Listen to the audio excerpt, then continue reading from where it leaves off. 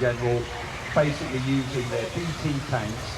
That frightens the Japanese. They don't want to go up against those. Now behind that Mitsubishi engine tank, we've got what people often compare it, but actually it's quite a time later, 1941, before they start building this fellow, a lighter scouting vehicle based on an earlier M2 model. And they start putting these into large production. We're going to see that with the Sherman in a moment as well. This one, they're using an aeroplane engine.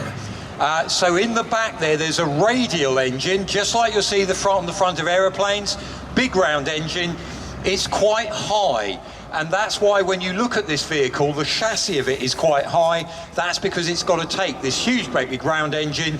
Drive shaft comes off right the way forward to the front of the tank, and it goes right through the middle of the cab.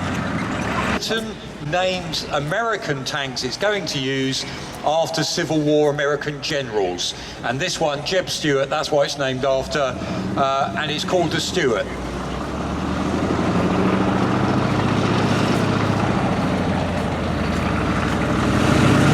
Now, they're first used by Britain in late 1941 in Operation Crusader.